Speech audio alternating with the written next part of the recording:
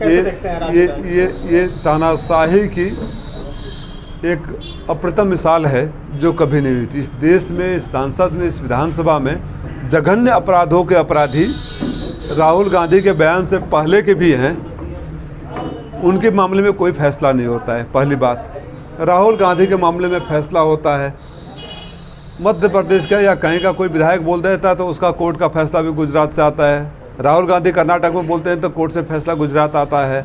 कोई कुछ सवाल प्रधानमंत्री से कर देता है तो उसका फैसला भी गुजरात से आता है। तो ये जो परंपरा की शुरुआत हुई है ये बहुत ही गलत है, और अगर इस तरह का होता है तो लोकतंत्र के ऊपर कुठाराघात है। आप परंपरा बोल रहे हैं, तो क्या इस परंपरा को आगे आपका दल भी फॉलो करेगा अगर इस सरकार में? जिस चीज़ का हम कोई मोदी जी नहीं है कि जीएसटी का विरोध करें और जीएसटी ला दें, सबसे एफडीआई का विरोध करें, एफडीआई ला दें सबसे पहले, आधार कार्ड का विरोध करें, आधार कार्ड को ला दें सबसे पहले, पेट्रोल पर महंगाई का विरोध करें, सबसे पहले महंगा कर दें, डॉलर की कीमतों का विरोध करें, सबसे पहले डॉलर के नीचे हम शर्मिंदा भी ना हो। हम लोग मोदी जी नहीं हैं, हम लोग लोहिया के शिष्य हैं। एनसीईआरटी में भारी परिवर्तन किया गया पाठ्यक्रम 12वीं में, जहां मुगल कालीन इतिहास और उनके राजतंत्र को खत्म कर दिएगा वही 11वीं। अब बताइए, पुलिस का काम ये है कि अपराध रोके ना, कि जो एकदम जिसके नाम के साथ कभी अपराध संख्या न लिखा हो उसको भी अपराधी और आरोपी और अभियुक्त घोषित करे। ये पुलिस का काम है। ये क्या हो सकता है इसके पीछे? जिस व्यक्ति की ज़िंदगी में कभी किसी ने शिकायत नहीं करी उस व्यक्ति को आप अभियुक्त बनाकर बिना जांच के अगर कर दे रहे हैं, तो मैं ये ज़रूर अपने पत्रकार मित्रों के माध्यम से बताना चाहता हूँ, उस आईओ महोदय को भी बताना चाहता हूँ कि मैं इसको सुप्रीम कोर्ट तक ले जाऊँगा। मैं कोई गुंडा बदमाश तो हूँ नहीं, कोई बिना पढ़ा लिखा नेता भी नहीं हूँ कि बदजुबानी करूँ और धमकी दूँ, लेकिन उनको इस बात का एहसास करा दूंगा कि अगले बार किसी के साथ इस तरह का काम करने से पहले 1000 बार सोचेंगे। और मैं फिर वचन देता हूँ, छोड़ दूंगा राजनीति। अगर उनको मैं छोड़ दिया तो छोड़ूंगा नहीं, जिस व्यक्ति ने भी किया है। क्या पुलिस आप पे कार्रवाई करना चाहती है चुनाव से पहले? देखिए, इस प्रकरण से तो ऐसा लगता है, लेकिन जब मैं उच्च अधिकारियों से, चाहे उसमें एसपी महोदय हो, एडिशनल रहे हो, सीओ तक रहे हो, नीचे तो मैं बात कभी नहीं किया, तो मुझे कभी किसी पुलिस के बड़े अधिकारी ने ये नहीं कहा कि नहीं आपके ऊपर केस है, आपके ऊपर कार्य। सबने यही कहा कि हम पता करते हैं और उसका समाधान करेंगे। ये नहीं होना चाहिए। लेकिन बावजूद इसके अगर ये प्रकरण आ गया कि छुपाकर चार्जशीट हो गया है, तो ये किस तरह का नेक्सस है चंद लोगों में, और ये किसी छोटे मोटे नेता के दबाव में अगर छोटे मोटे अधिकारी कर रहे हैं, तो मेरा नाम राजीव राय है, उनको याद रखना चाहिए। चार्जशीट दाखिल हो गया है और क्या आरोप है, क्या की धाराओं में मुकदमा दर्ज हुआ है, इसके बारे में? उनकी भावनाओं को मैं अपराधी प्रवृत्ति के लोगों की भावनाओं को आहत किया हूँ मुख्यमंत्री के ऊपर सवाल करके। लोकतंत्र में सवाल नहीं कर सकते, लोकतंत्र में बोल नहीं सकते, लोकतंत्र में मुख्यमंत्री संवैधानिक रूप से चुने हुए विधायकों को गुंडा कह सकते हैं। मैं ये नहीं कह सकता कि माननीय मुख्यमंत्री उप मुख्यमंत्री के ऊपर भी धाराएँ थी। वो क्या छुपा हुआ है, कोई इसको दबा सकता है? था ना। इस पर क्या केस बनना है? किसकी भावनाओं को आहत कर दिया? और कौन किया? शिकायत कौन किया? जो हिस्ट्री सीटर हैं, जो अपराधी प्रवृत्ति के लोग हैं, जो बार बार जेल में जा चुके हैं, जिसको पुलिस बार बार पिटाई कर चुकी है, उनके कहने पर उस व्यक्ति के खिलाफ केस होता है जिसका कोई आपराधिक इतिहास नहीं रहा है, कभी कहीं शिकायत नहीं गई आज तक। ये कैसा मिसाल पुलिस पेश करना चाहती है यहाँ की? कौन है ये अपराधी? आप लोग आप ही लोग कवरेज किए थे ना। मैं मुख्तार का करीबी नहीं हूँ, कैसे? दोनों बातें भी उन्होंने कहा था ना। करीबी होने के बाद भी उन्होंने स्वीकार करी थी, आप लोगों के सामने स्वीकार करी थी, और नहीं होने के बाद करी। तो ये सवाल उनसे पूछिए कि आप कभी क्यों करीबी हो जाते हैं, कभी दूरी बना लेते हैं। उन्होंने बयान दिया है कि अखिलेश यादव लालू से बात करते हैं, नीतीश से बात करते हैं, ममता से बात करते हैं। उनको तो मायावती से बात करना चाहिए और उनको मायावती जी को प्रधानमंत्री बनाने के लिए आगे आना चाहिए। अपना सुझाव अपने पास रखें। उन्हें क्या करना चाहिए उनको याद रखना चाहिए। उनको याद रखना चाहिए कि राजभरों के राजनीति की बात बरसाती मेढक के तरह आ जाते हैं। इन्हीं राजभरों में जब बड़ा गांव में बच्चे अनाथ हो जाते हैं तो पूछने नहीं जाते हैं। इन्हीं राजभरों में जब बच्चे जब विदेश में फंस जाते हैं तो पूछने नहीं जाते हैं। इन्हीं राजभरों में जो 4 बच्चे पानी में डूब के मर जाते हैं तो पूछने नहीं जाते हैं। चुनाव आता तो आ जाता है। वो अपना धर्म याद रखे, बाकी दूसरे लोगों को सुझाव देने लायक वो नहीं है। शाइस्ता परवीन का टिकट काट दिया गया है मायावती से मेयर का टिकट, कैसे देते हैं इसको? अब वो मायावती या शाइस्ता परवीन के बीच की बात है, उसमें मेरा क्या कमेंट हो सकता है? नहीं बता रहे कि माफिया की पत्नी है इसी वजह से।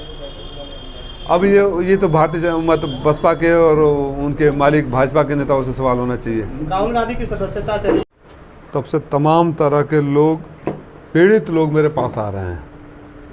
और उनकी पीड़ा का अनुभव मुझे स्वयं हुआ। सामने आप लोग कम से कम 1 दशक से ज़्यादा समय तक साक्षी हैं।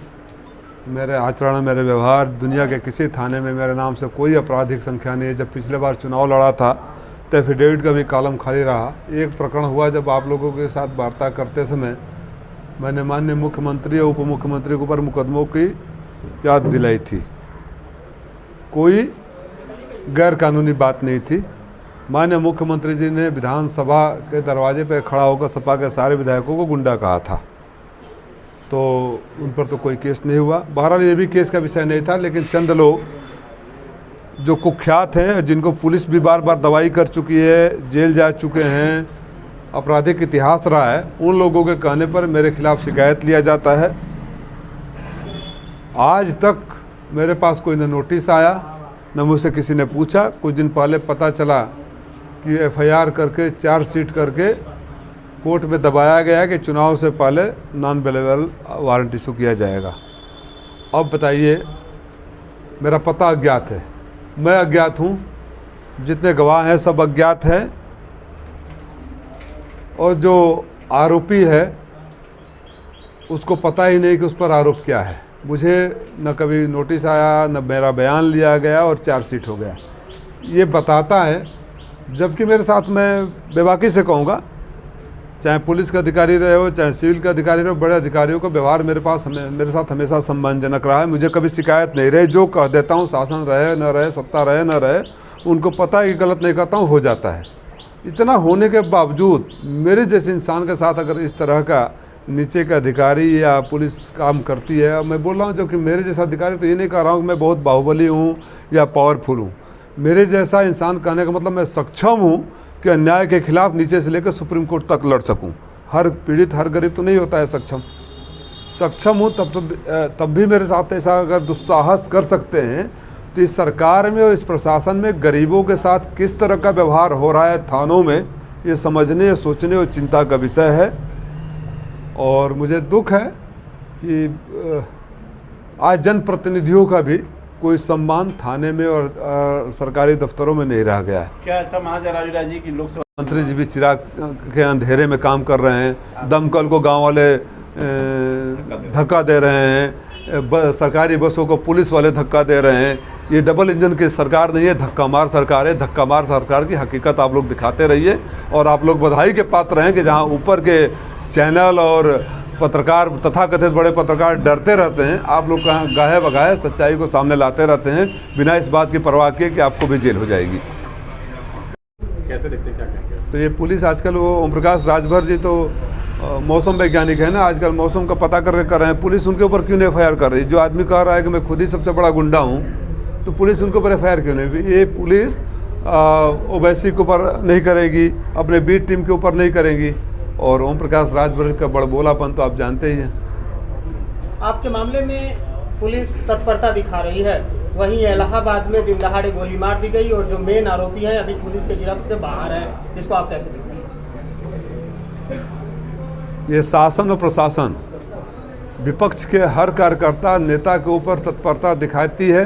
अगर कोई अपराध नहीं भी हुआ तो उसको अपराधी बनाती है, जिससे सरकार को, भारतीय जनता पार्टी को खतरा होता है। लेकिन किसी के साथ कुछ करे, मैं जनेश्वर मिश्रा का शिष्य हूँ, मैंने चंद्रशेखर से राजनीति सीखी है, नेताजी के चरणों में मैंने आगे बढ़ा है, और अखिलेश यादव मेरे नेता हैं। मुझे दबाना, झुकाना, डराना, खरीदना संभव नहीं है। ओम प्रकाश राजभर कह रहे हैं कि अखिलेश यादव भाजपा से मिले हुए हैं, सपोर्ट करते हैं अंदर से। ओम प्रकाश राजभर की बातों को अभी भी आप पत्रकार साथी इतनी गंभीरता से ले रहे हैं कि सवाल पूछे हैं।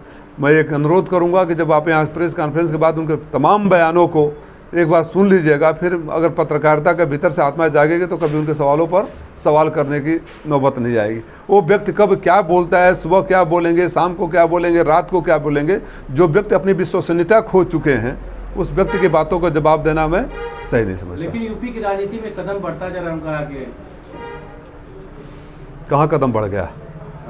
2 से 6 विधायक बना लिए। तो मैंने बोला था ना पहली बार कि उनकी छड़ी किसी बिना सहारे के खड़ी नहीं हो सकती, तो भाजपा के सहारे, एक बार सपा के सहारे।